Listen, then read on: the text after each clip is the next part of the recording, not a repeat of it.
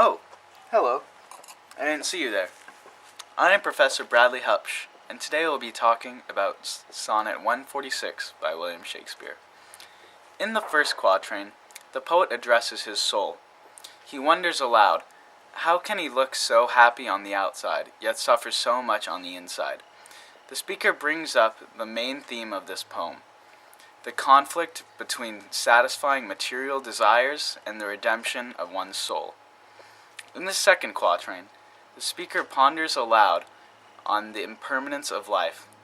He wonders, what is he spending all this money on his material desires just for him to die and his excess be consumed by the worms which will eat his decomposing body? In the third quatrain, the focus shifts. It shifts from satisfying the poet's material desires to redeeming his soul.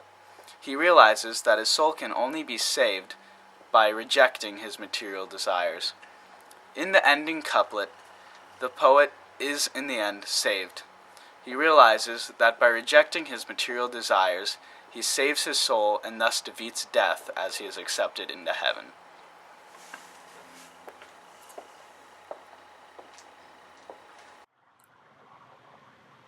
In the film you're about to see, the director effectively uses a juxtaposition between light and dark to suggest the same dichotomy between salvation and sin, Dutch angle to connote chaos and disorder, a beautiful woman to represent the material wealth of this earthly existence, and a juxtaposition in two different types of music to represent the character's change in a life of sin to a life of transcendent salvation. The first type of music seems disorganized and chaotic, while the latter appears classical and organized. Finally, the director uses imagery of faces and eyes to suggest a material representation of the soul within.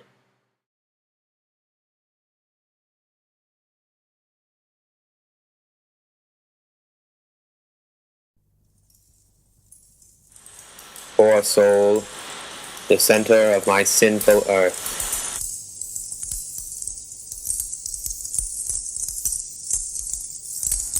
Why feast these rebel powers that thee array?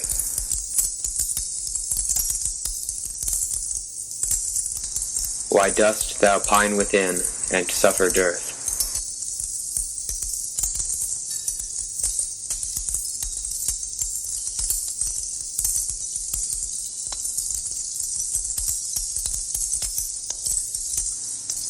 Painting thy outward walls so costly gay,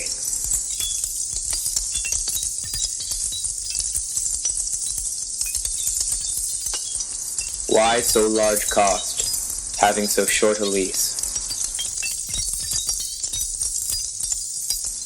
Dost thou upon thy fading mansion spend?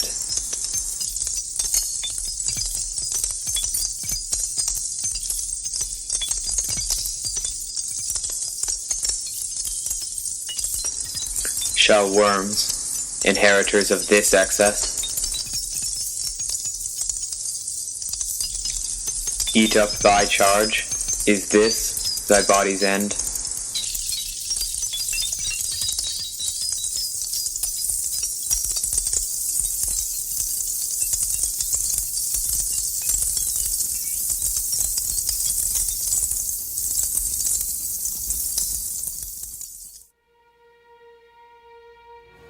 Then, soul, live thou upon thy servant's loss, and let that pine to aggravate thy store.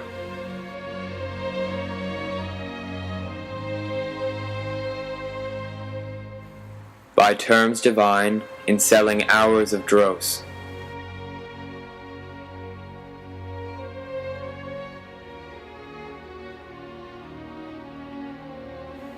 within be fed, without be rich no more.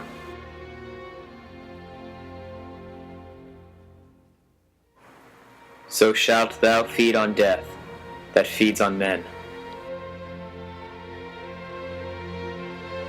And death once dead, there's no more dying then.